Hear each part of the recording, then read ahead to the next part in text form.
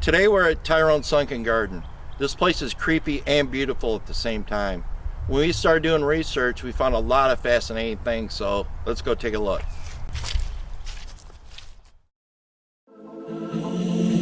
Tyrone Sunken Garden is comprised of stones from all 48 states at the time it was built in 1935. They are arranged in a Stonehenge-like formation. The granite stones were collected and shipped back to Fenton, Michigan, where they've stood for nearly 90 years.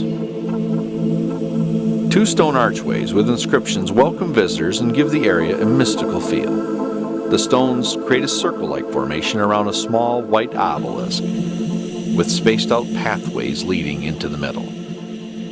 A shallow brook flows right next to the area, separating the garden from a steep hill with trees and wildlife. The rock garden was built by Charles Eugene Smith after having traveled to Mexico City and then around the world 4 different times. It became a place for people to see peacocks, play miniature golf, take a ride on a small train, or simply to enjoy the garden itself.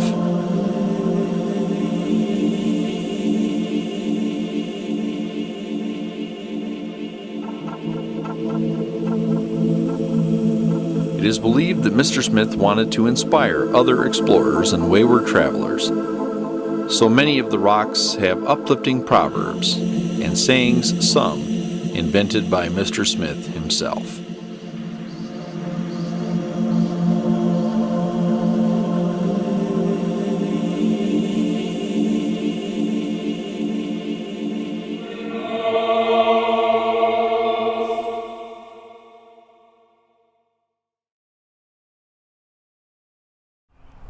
Why did Mr. Smith build in this location? And more importantly, why peacocks?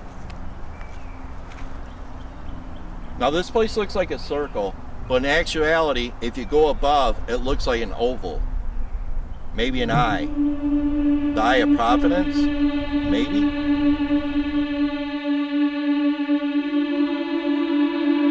The Eye of Providence is a symbol as a reminder that all our actions and deeds are observed.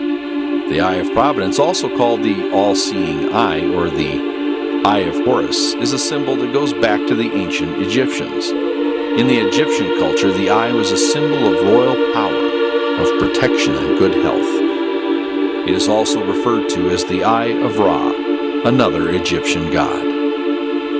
Peacocks were linked to the worship of the sun god, Amun-Ra, and associated with the all-seeing Eye of Horus. It was not until Renaissance Europe that the Eye of Horus was changed to be a symbol of Christianity. It was at this point that it became a symbol of divine power. It was also representative of the Holy Trinity. The eye was often enclosed in a triangle. In the 17th century, the eye was also depicted with clouds and a sunburst around it.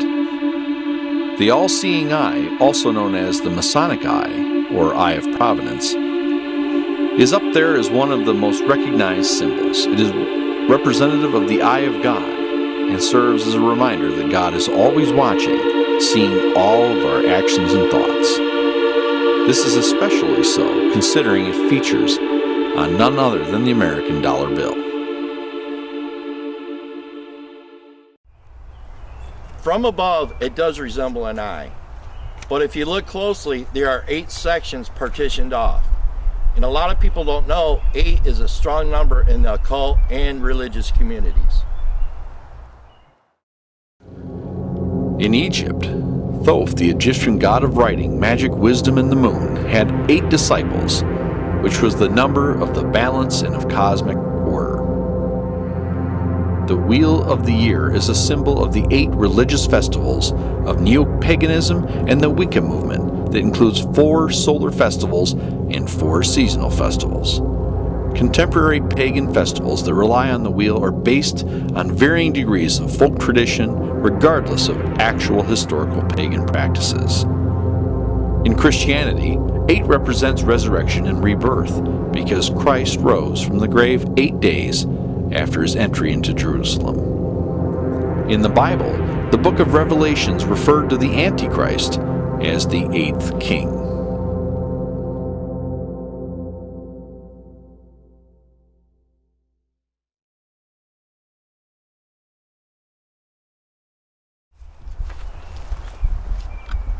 A bell was here. It was stolen over 40 years ago. A bell represents good luck in many secret societies and the occult. So my question is, was the bell stolen to attract evil spirits?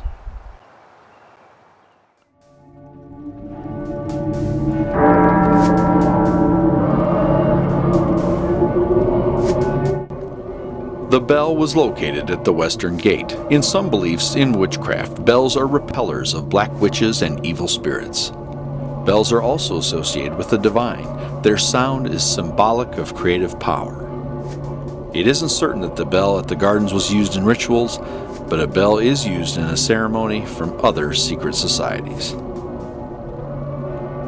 Legend has it that in one secret society ritual, the members rang a bell to mark a symbolic midnight, or low 12, during a ritual based on the story of Hiram-Abif's murder at King Solomon's temple.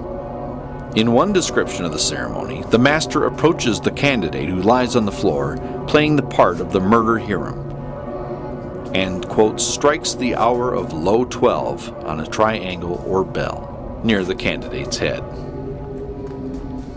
After many years of being absent from the western gate of the gardens, the bell was returned in 2019. Mr. Smith passed away in 1949. He was not buried in Fenton, but rather in Redford, Michigan.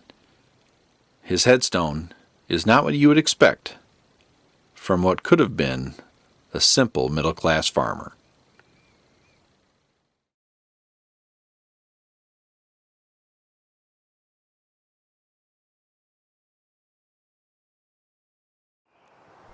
We really appreciate the legacy Mr. Smith left in this beautiful, mysterious garden. This is Matt Woodbury from Papa Zero. Take care and God bless.